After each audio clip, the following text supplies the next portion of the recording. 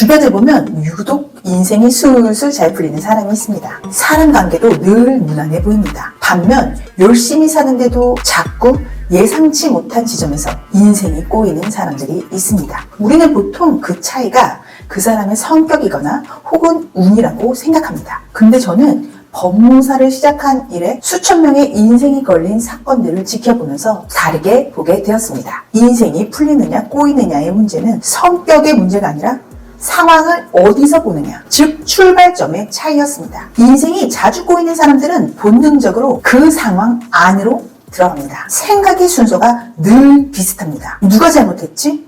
내가 얼마나 억울하지?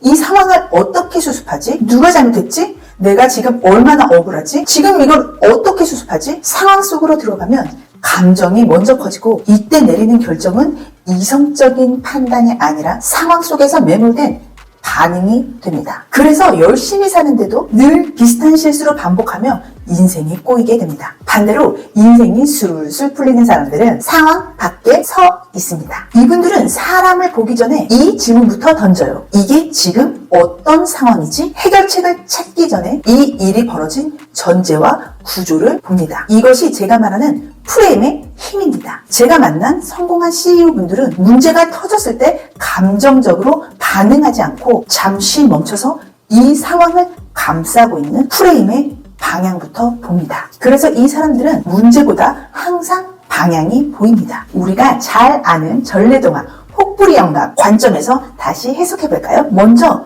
착한 혹부리 영감은 상황 밖의 조망을 본 분입니다. 도깨비라는 위기 상황에서 공포에 매몰되지 않고 자신이 부르는 도깨비들이 좋아하는 노래라는 본질에 집중했죠. 그 결과 혹도 떼고 보물도 얻게 됩니다. 반면 욕심쟁이 혹부리 영감은 상황 안에 매몰된 전형적인 케이스였습니다. 결과에만 집착하여 무작정 상황으로 뛰어들었죠. 도깨비들의 현재 기분이라는 전제를 전혀 읽지 못하고 남의 방식만 따라하다가 결국 리스크를, 혹을 두 개나 달게 됩니다. 비즈니스에서도 프레임을 읽지 못한 채 남을 따라가는 건 혹을 하나 더 붙이는 결과만 나을 뿐입니다. 그래서 저는 상황이 오면 바로 해결하려고 하지 않습니다. 대신 이 순서로 프레임을 정의합니다. 첫째, 상황을 한 문장으로, 한 프레임 안으로 넣습니다. 사람 문제가 아니라 같이 한다는 말의 의미가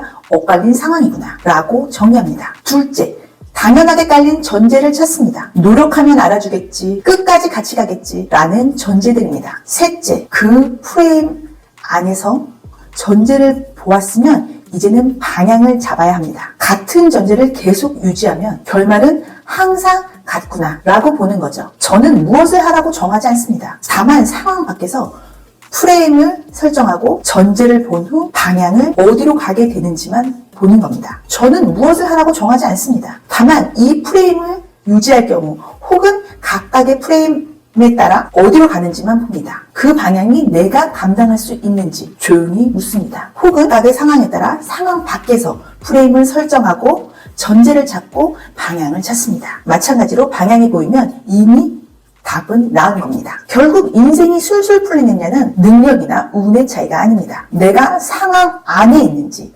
상황 밖에 있는지 알아차리는 질문 하나에 갈립니다. 오늘 여러분의 고민도 상황 밖에서 보시기 바랍니다. 프레임을 다시 정의하는 순간 인생의 실타래는 풀리기 시작합니다. 지금까지 권승미 법무사였습니다. 감사합니다.